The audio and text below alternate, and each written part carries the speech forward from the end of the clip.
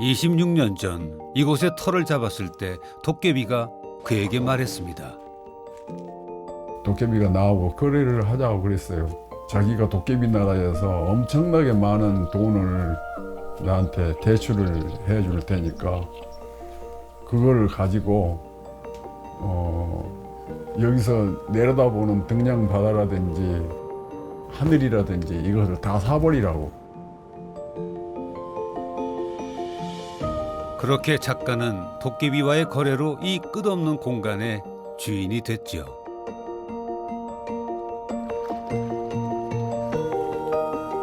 우주적인 자연 속에서 영감을 얻어서 그것을 소설로 쓰거나 시로 써내는 것이죠. 흔히 말하듯이 청기누설이에요.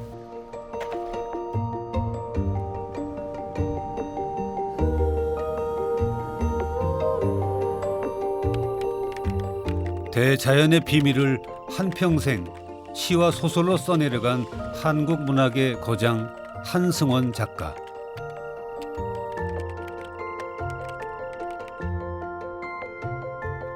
올해로 등단 56주년을 맞는 노장에게 바다는 글쓰기의 발원지이자 우주의 비밀을 한없이 품고 있는 이야기의 방주입니다.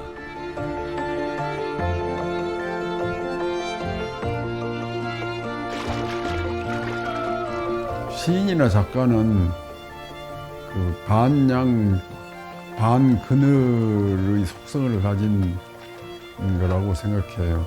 그늘 속에서 있으면 음음하고 그윽하고 햇빛 속에서 되바라지게 되면 너무 반짝거려 가지고 오히려 시들고 그러는 수가 있어요.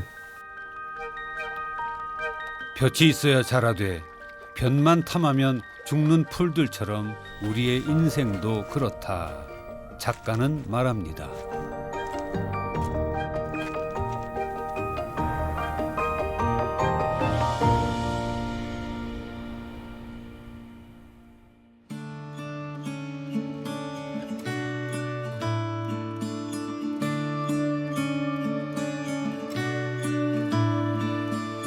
구름에 휩싸여 전설처럼 그 모습을 드러내는 등량만 바닷가 마을.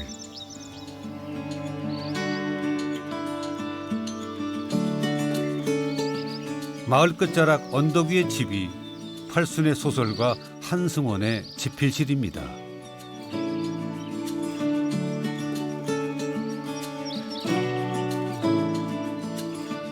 바닷속에서 솟은 봉우리라 하여 해산 토굴이라 불리는 집필실을 나와도 그의 일상은 글을 쓰듯 고요합니다.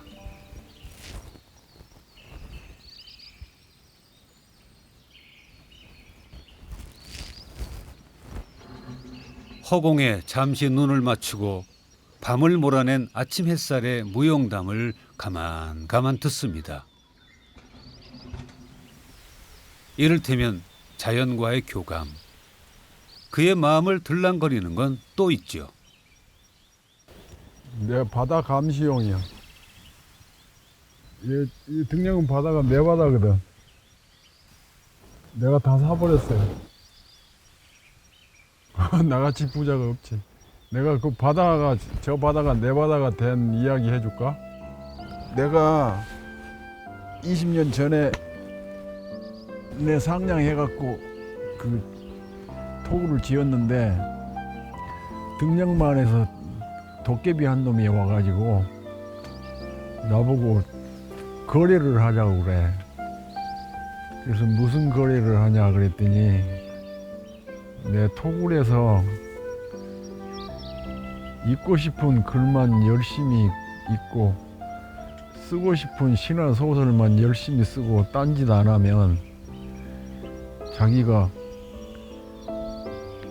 천문학적으로도 계산할 수 없는 엄청난 돈을 도깨비 나라에서 대출해다가 나한테 주겠대. 그리고 그 돈은 무엇을 할 것이냐 그랬더니 여기서 내다보는 저 등량만 바다 공반도로 그 우주를 다 사버리래 나보고. 그날 밤에 도깨비가 대출을 해다 줬어. 그래서 그 돈으로 내가 무조건 저 바다, 저 우주를 다 사버렸어요. 그래서 내 것이 됐어. 도깨비라는 존재는 따지고 보면 또 하나의 다른 나야. 내 속에 들어있는 또 하나의 나. 83세 나이에도 동심은 늙지 않습니다. 어려서 산에 다니면서 하면 보고 내가 따라본 데가 있어. 따라서.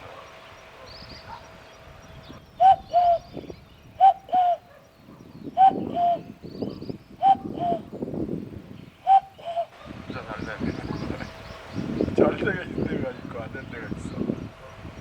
아마 이거 문학을 안 했으면 크라리넷 연주자가 돼서 관현악단에 들어갔을지 안 그러면 밤이슬 맞고 살았을지 몰라. 밤무대에 출연해가지고.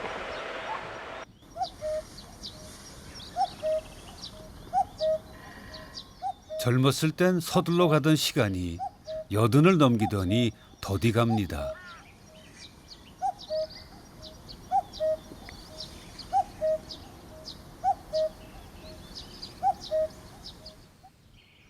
(56년) 전 한승원을 소설가로 만든 작품 목선의 배경은 장흥의 바다였습니다.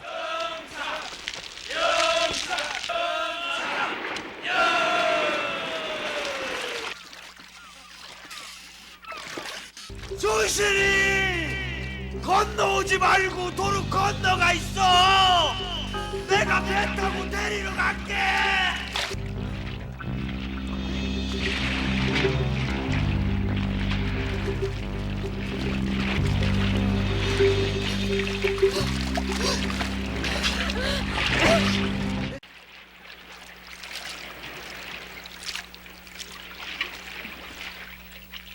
태수 씨가 몇 번 댕겨간 것 같고 그러시오, 시방? 잘들 해보시오. 나 속이지 마시오. 나도 앉아서 천리 보고 서서 말리 볼 줄 아는 사람이요. 유년 시절 작가의 경험이 반영된 소설이었지요.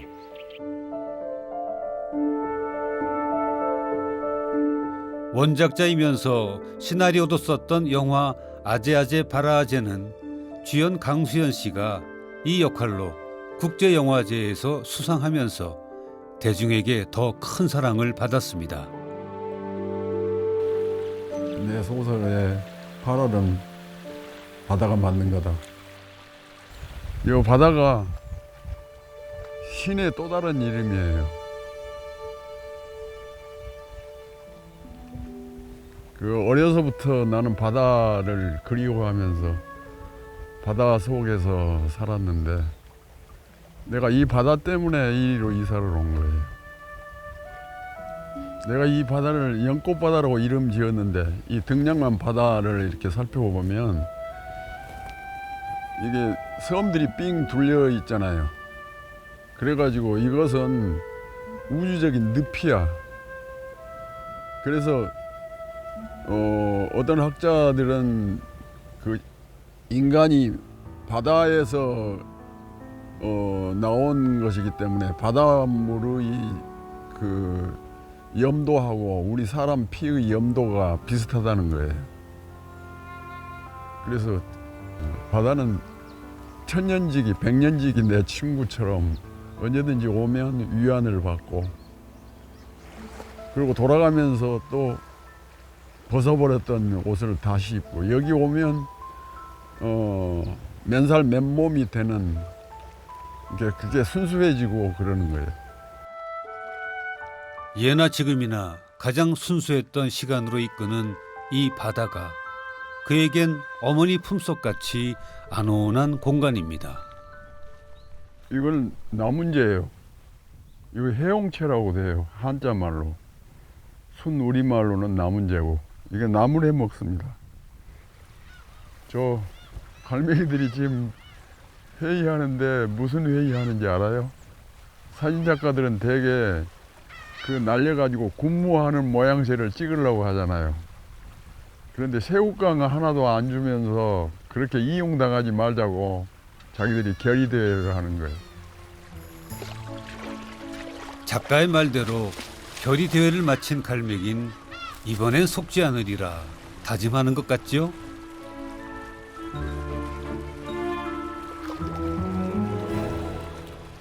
내가 한번 얘기한 게 저기 청긴 누설이야.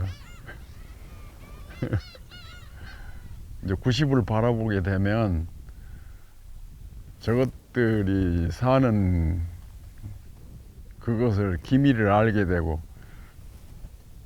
내가 그랬지, 이승과 저승을 넘나드는 삶을 산다고.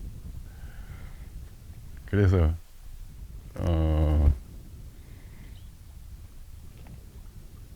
우주적인 소통, 그러니까 내가 우주 상담사야.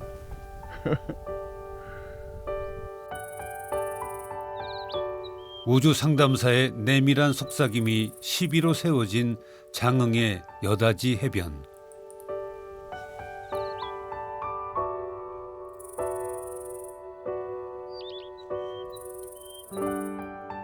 들으려 한다면 말이 아니라도 들을 수 있습니다.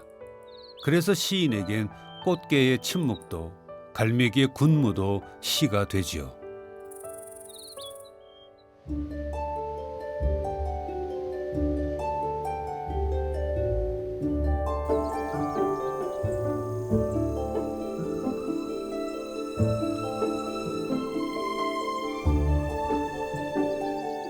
삶의 기쁨을 오로지 인간관계에서만 찾는 것은 어리석은 일입니다. 시는 자연 곳곳에 기쁨을 숨겨두니까요. 그 행복을 이곳에 이사온 지천명의 나이에 깨달았습니다. 강원도에서 그 낙엽송 나무 실어다가 그 한 목수가 이렇게 지어준 집인데, 그래서 그 내가 고향으로 돌아오는 것은 자연으로 귀화한 것이고, 이 등장문의 우주의 주인 노릇을 하면서 산 그 프리미엄이 나를 이렇게 행복하게 늙어가는 노 작가로 성장시킨 게 아닌가. 자연 친화적으로 사는 거, 그것이 이제 느리게 산다는 건데, 이제 서울에서 살면 자꾸 긴장하고 살아야 돼요. 속도감이 다르니까.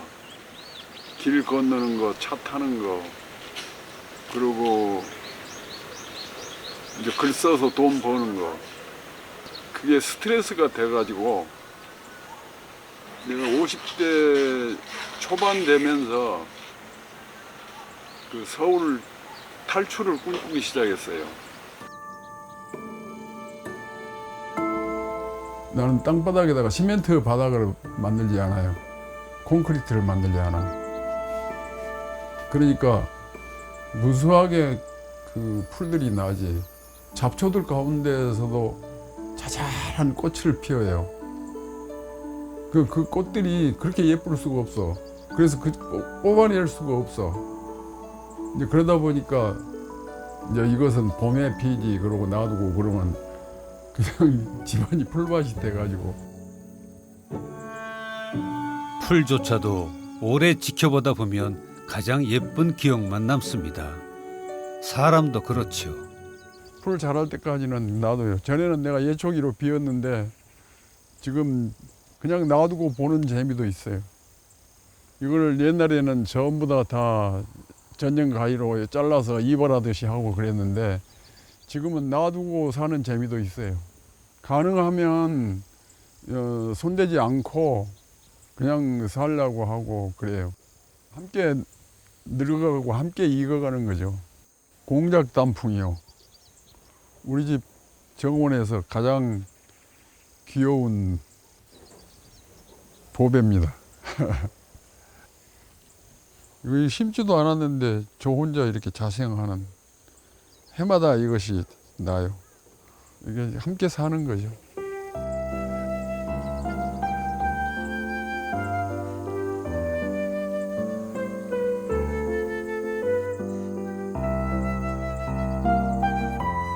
불교 선에서 뭐라고 하냐면 꽃 한 송이 피어나니 세계가 일어난다는 말이 있어요.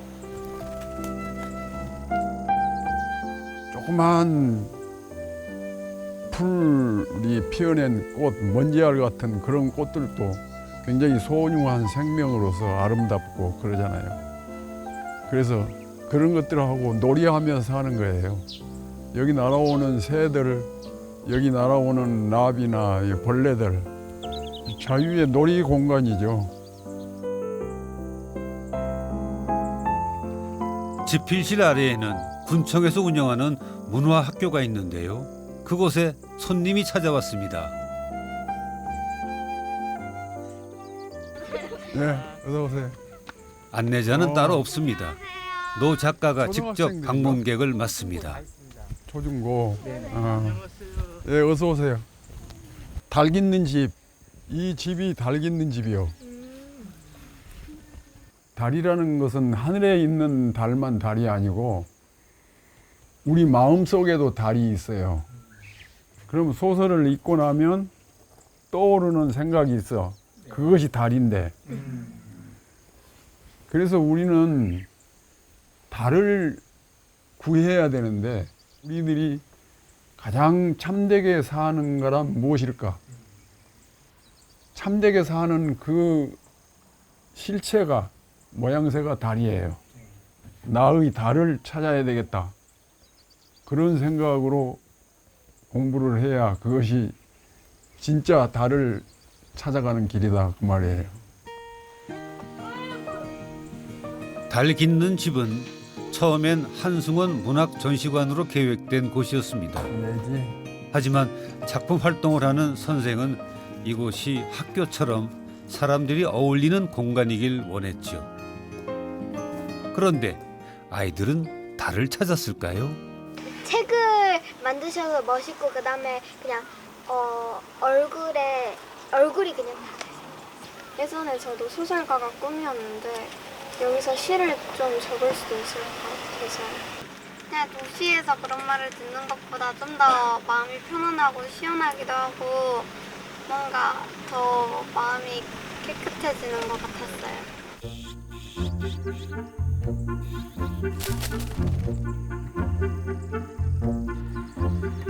마을 어르신들은 무슨 일일까요? 작가의 문화학교 정원으로 하나 둘 모여듭니다.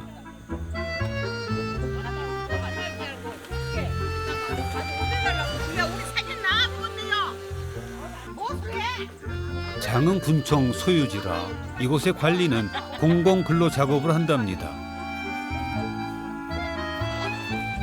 풀을 두고 보겠다는 입장에선 괜한 수고로 보이니 안타까운 마음입니다. 이슬 깔아줄 때까지 정자에서 좀 놀다 하시란 말이에요. 예? 안 된단 말이요. 시간이 있을게 우리 11시 되면 가본디요.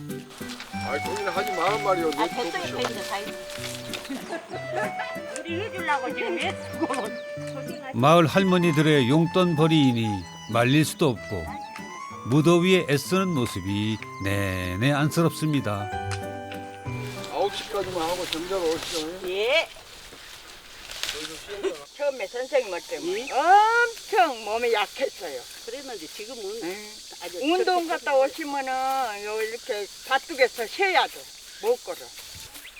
우리들은 사모님하고 언니 동생같이 같이 막 묶어서 살아보니까 밥도 같이 해서 먹고 아주 재미들이 최고 아주.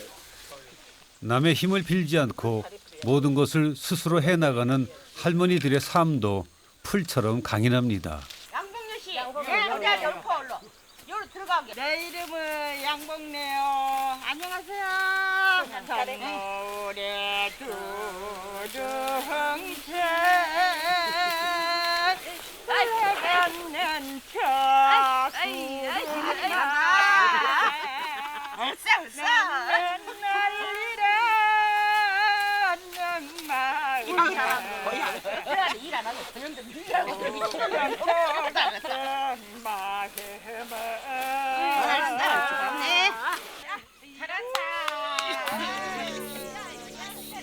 마을 할머니들과 친동기간처럼 지낸다는 작가의 아내. 방금 쪄서 촉촉한 옥수수와 시원한 얼음물을 간식으로 챙겨 오셨습니다.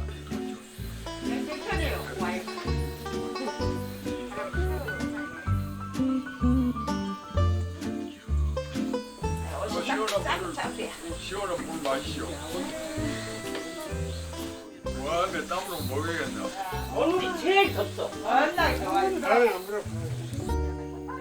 글만 쓰는 남편의 벗이 해와 달 그리고 등량만 바다였다면 아내의 벗은 생면 부지인 이곳에 자리 잡을 때 그 막막함을 덜어준 이웃들이었지요.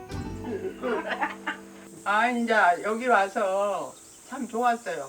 이제 첫째는 선생님이 몸이 좋아져서 좋았고, 도시에 사면 이것도 모르고 사는데 이렇게 같이 외롭지 않게 사는 게 제일 좋죠. 우리 마나님이 집안에서 혼자 있으면 얼마나 외로울 것이요. 그런데 우리 마나님은 동네 사람들하고 잘 어울리니까 그래서 나는 그렇게 고마울 수가 없지. 더군다나 우리는 농사 하나도 안 지어도 농사 지은 만큼 풍족하게 다 갖추고 살아. 그러니까 준 만큼 어떻게 보답을 다 못하지만 더 해줘 그래요. 더 해줘. 보답하는 신호고. 선생님은 우리 아버지, 사모님은 우리 언니고. 그만큼 가깝다는 뜻이겠죠.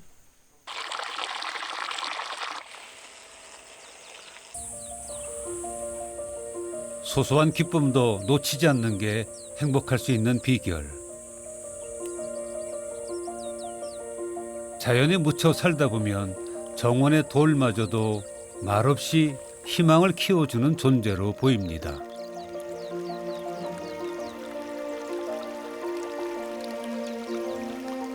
정원에 우뚝 솟은 이 돌은 무슨 연유로 사람처럼 냉수마찰을 하고 있는 걸까요? 그 스님 한 분이 그 석축 공사를 하면서 이런 돌들을 실어다 놨더라고요. 그래서 내가 이거 척 보면서 공룡화를 생각했어. 그래서 요거 2개만 주라고. 공룡 알이면 언젠가는 깨어나야 되잖아요. 이게 깨어날지도 모른다는 생각에 이렇게 계속 물을 주워보는 거예요.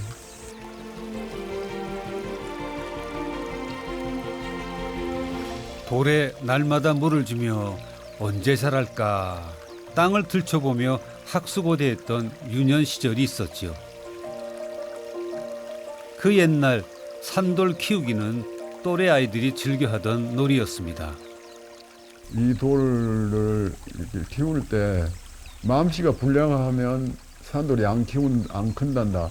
그러니까 거지 오면 밥도 막 듬뿍듬뿍 주고 그래야 된다고. 아주 착하게 살라고 절대로 나쁜 짓 않고 그러고 열심히 살고 정직하게 키웠는데도 산돌이 안 크더라고. 그것이 사실은 거짓말이지만 그 아이들에게 무지개 꿈 같은 것을 줬다고 하는 거, 그 산돌 키우기 같은 것은 나뿐만이 아니라 우리 또래 모든 아이들이 전부 다 경험했던 실패의 경험이고, 실패뿐만 아니라 산돌 키우기가 우리 청소년들에게 그 무수한 꿈을 제공해 준 거예요. 산돌 키우기 자체가 실패잖아요. 실패와 절망과 좌절의 연속이에요. 절망 속에서 싹트나는 희망의 씨앗에 대한 그런 것들이 들어있지 않을까. 독자들에게 그것을 심어주고 싶었어요. 노 작가의 꿈과 상상력이 황혼의 시간을 무색하게 만듭니다. 마치 그 황혼이 지고 그리고 그 이제 땅거미가 내리고 그때 봐보면은 바다 멀리에 까치 노을이 떠요. 노랗게. 그러니까 내 인생에 있어서 내가 쓴 마지막의 소설이라는 것이 그 까치 노을처럼 까치 노을을 주시하는 어떤 사람의 운명을 바꾸어 줄지도 몰라요.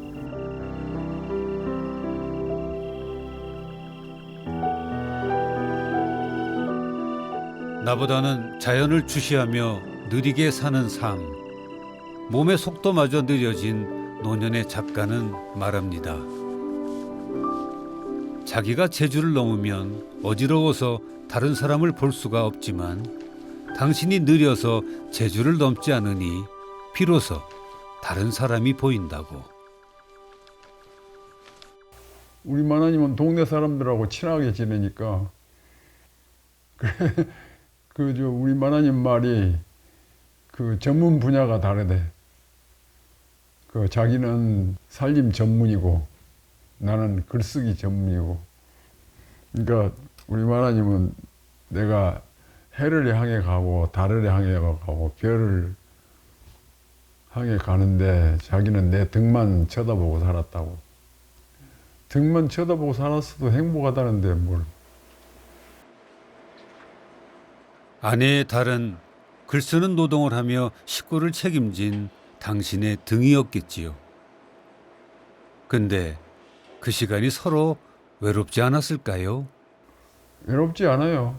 그러니까 나는 시하고 살고 내 주인공들하고 살기 때문에 시인은 우주적인 소통을 하는 사람이라 풀잎하고도 벌레하고도 새하고도 소통하잖아요. 하늘하고 별들하고 달들하고도 소통하고. 이 밤은 또 어떤 이야기를 작가에게 속삭일까요?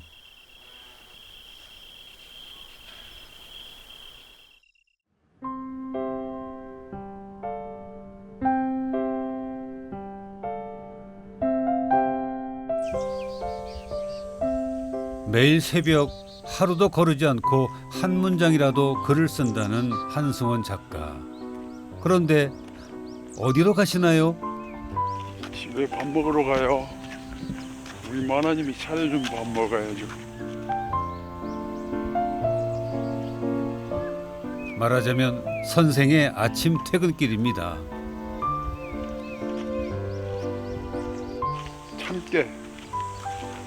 참깨가 지금 밑에서 이렇게 참깨 달리고 위에 꽃 피고 굉장히 향기롭고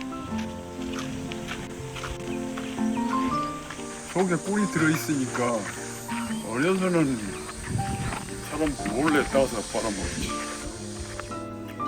살림집 담쟁이 넝쿨도 아끼는 보배. 이 또한 놔두는 이유가 있답니다. 푸른색 결핍증이 일어나면 범죄자도 많이 생기고 그러면 사람이 잔인해지고 야수화 되는 거예요. 그러니까 우리는 피는 볶지만 푸른색을 많이 먹어야 돼요. 그러니까 붉은 피를 가지고 있는 모든 동물들이 풀을 먹고 살잖아요. 그러니까 인간도 풀을 많이 먹어야 더 순화된다는.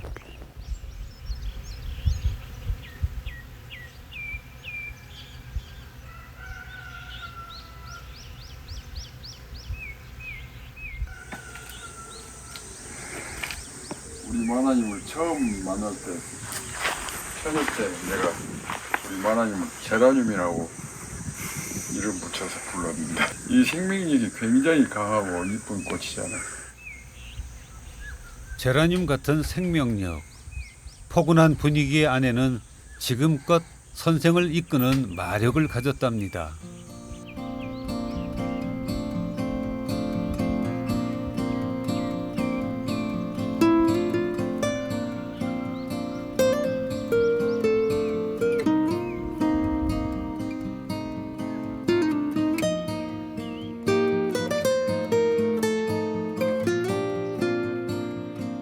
자연과 말없이 소통하며 당신 스스로를 절대 고독 속에 가둬야 세상도 제대로 보인다는 한승원 작가.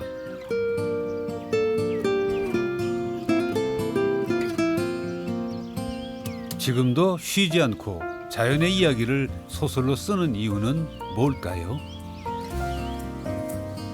우리 인간들이 도시화되고 그러면서 인간성을 잃어요. 어떻게 살아야 잘 사는 거 하는 것을 잃어버리고 자연 친화적으로 살면서 우리 삶의 폭력과 잔인함 속에서 어떻게 우리 인간을 살 길을 찾을 것인가, 일종의 구제 같은 것이죠. 그래서 끝까지 소설을 쓰죠.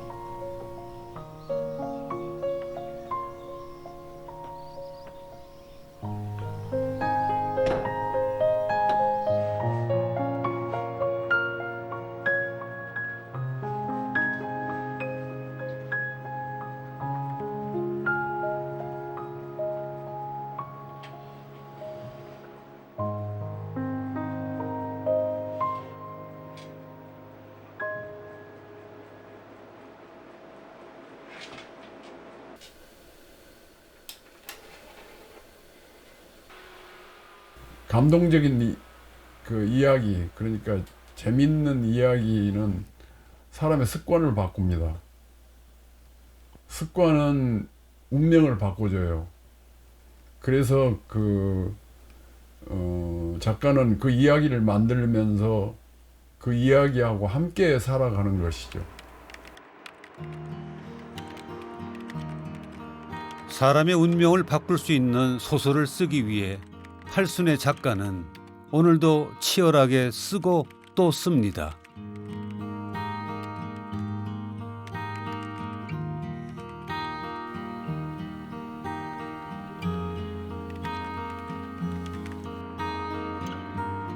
아버지의 글쓰기 열정을 응원하는 딸 한강 작가의 편지.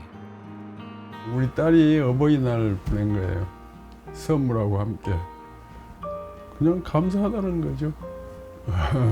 자식들 편지 받거나 전화 받으면 항상 좋죠. 흐뭇하고. 세계 3대 문학상인 맨부커상을 수상한 딸 한강 작가도 아버지의 그늘 덕에 작가로 성장했지요. 공부하라 안 했어도 애들이 그 책에 묻혀서 하니까 자동적으로 그 사람들이나 동물이나 모든 것은 그 환경이 중요하다고 생각해요. 내가 여기 자리를 잡고 살다 보니까 말하자면 나를 도와주는 우군들이 이 자연이야. 한승원에다가 플러스 알파가 더해진 것이 자연이야. 이 정자는 여기 드나드는 햇빛이 주인이고 드나드는 바람이 주인이야. 그래서 자유의 공간이에요.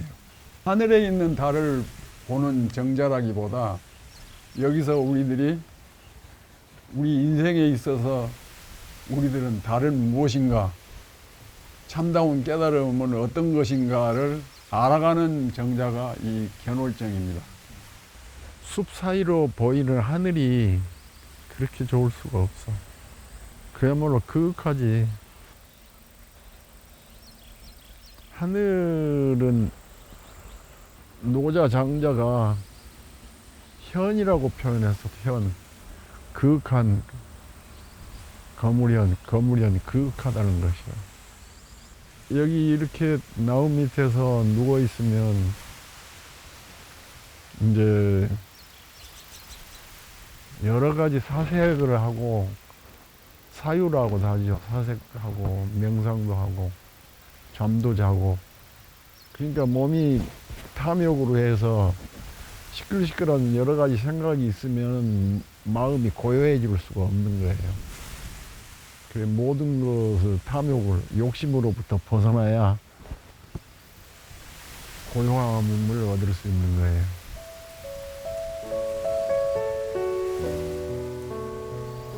어지럼증이 가득한 세상을 고요함 속에 잠시 맡겨봅니다.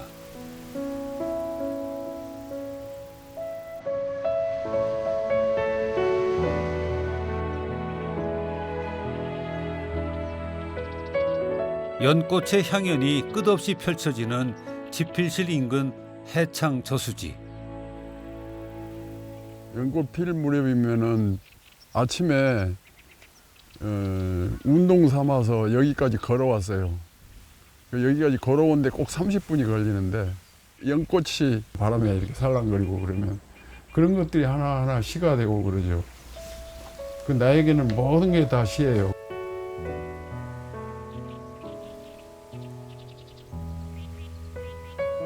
연꽃이 그 깨달음의 꽃이잖아요.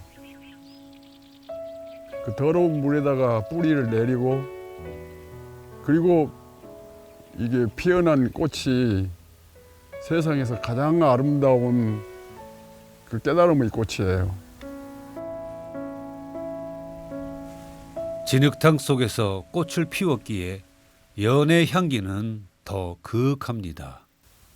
사람들이 그 산다는 것이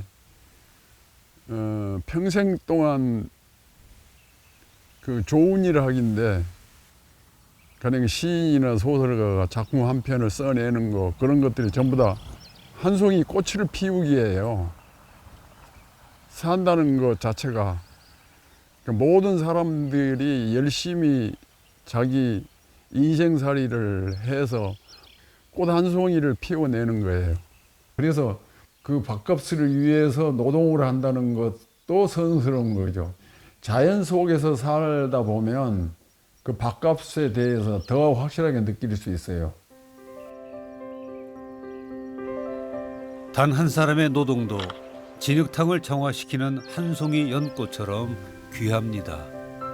모든 뜻있는 사람들이 꽃 한 송이씩을 이렇게 피워내서 장식을 한다면 이 우주는 이런 연꽃 같은 아름다운 꽃으로 장식되는 세상이 될 것 아니겠어요?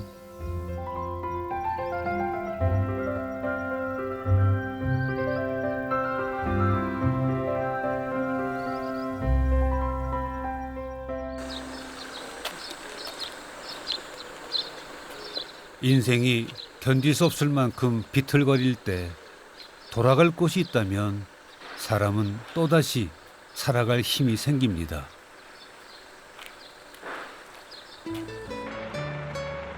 건강 문제로 20년의 서울 생활을 청산했을 때 선생에게 새 힘을 되찾아 준 곳이 바로 바다를 품은 고향 산천이었지요.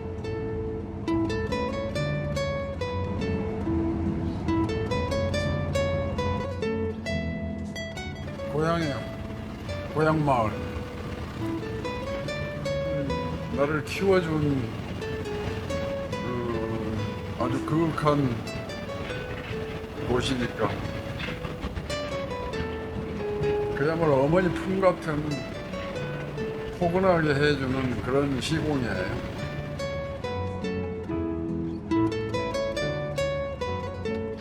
지금 사는 곳에서 차로 30여 분 거리의 고향 마을.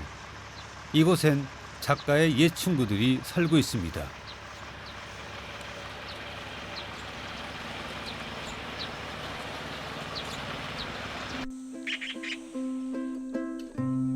몇백 년 수령의 당산나무. 아무리 오래 산 인생이라도 나무의 일생 앞에선 머리를 조아리게 됩니다. 그리고 푸릇푸릇한 그 옛날 소년이 되곤 하지요. 뭐야? 아이고, 전부 다 동생들이로. 예. 그 세월이 지나서 많이 늙어버려갖고 꼭 내 형들 같다. 아이 자리고 자리가 우리 아이고 반갑네. 아이고 반가워. 이거 이 친구들이 청년은 다 사라지고 주름살만 남았네. 그래. 우리 승환이도 늙었다. 삶의 흔적이 늙었지. 그거의 삶의 흔적이야. 주름살 켜켜이 쌓인 세월만큼이나 은행나무 이야기꽃은 활짝 핍니다. 여기 은행나무가 지금 몇백 년 됐을 거야. 몇백 년으로 한가? 저걸 지금 뭐 300년이나 하고 뭐 500년이나 하고 다 몰라요. 그러니까 이게 은행나무가 오래 산대. 그래갖고 이것을 나무의 화석이라 그러더라고. 화석. 그래갖고 이것이 임진왜란도 경험하고 다 그랬을 거야. 그렇지. 다 그렇지. 근데 나는 이 신상 그러면 제일 먼저 이 은행나무가 떠오른다. 초등학교 때 동기고 내가 고등학교 졸업하고 3년 여기서 그 맨 농사 짓고 김장식 하면서 실패만 했지. 그때 위안이 됐던 친구들. 세상은 죽은 자의 것이 아니라 산 자들의 것이야. 아무튼 저 살아있는 것이 고맙다. 그러니까 죽기도. 아이고. 그 시절엔 가난의 짐으로 고단했으나 이만하면 후회 없이 잘 살았다고 다음을 또 기약해 봅니다.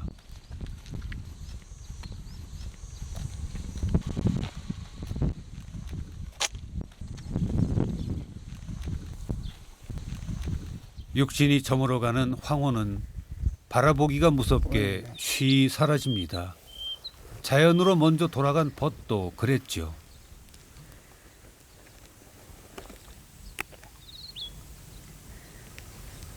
사람도 묘지의 풀처럼 다시 살아나면 얼마나 좋을까. 잠시 욕심을 부려봅니다. 고향이 같은 친구 소설가 이청준이 잠든 곳. 자, 한잔 합시다. 오랜만이요.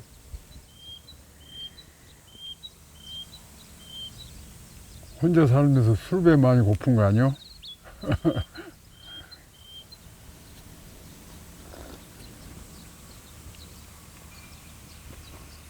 아이고, 막걸리 맛이 좋네. 생막걸리요. 이형 떠난 지 10년이 넘었네. 내가 금방 갈 거예요.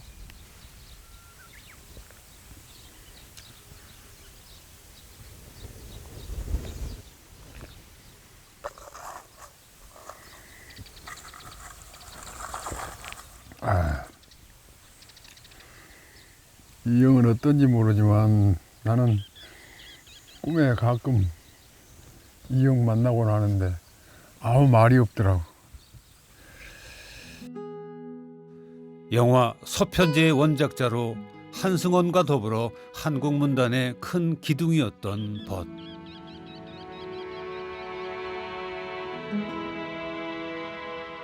자, 또 나는 가요. 정막강산에서 잘 사시오. 내 토굴도 늘 정막강산이요. 내 절 받으려고 먼저 간 모양인데 나는 절 안 와요. 자, 잘 쓰시오.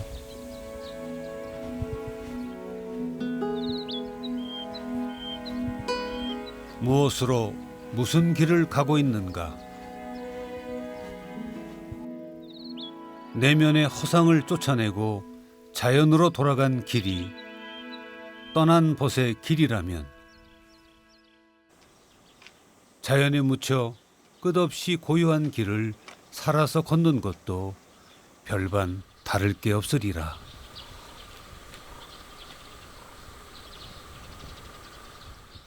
상념에 잠겨 당신의 시가 그려진 골목길을 한참 걷습니다.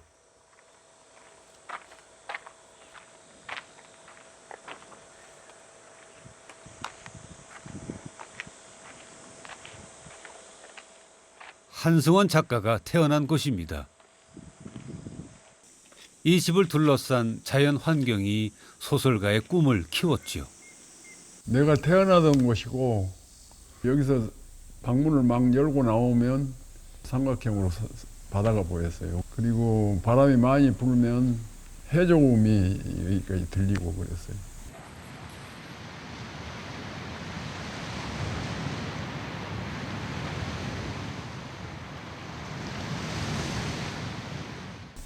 그리고 여름철이면 이 앞산에서 우는 뻐꾸기 소리, 그리고 뒷산 유자나무에서 우는 매미 소리, 이런 것들이 들렸고, 그리고 장마철에는 여기 뒤에서 잠을 자다 보면 꼭 실로폰 소리 같은 소리들이 이렇게 나는데 그게 여기 옹달샘에 물방울 떨어지는 소리가 그렇게 음악적으로 들렸던 거예요.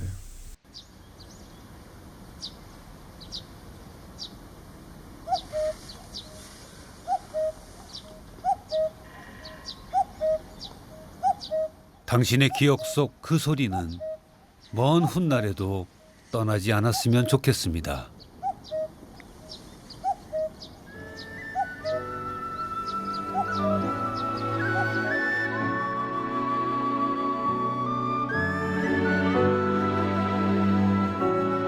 평생 소설가로 살아온 한승원을 글쓰는 삶으로 인도한 모태의 공간.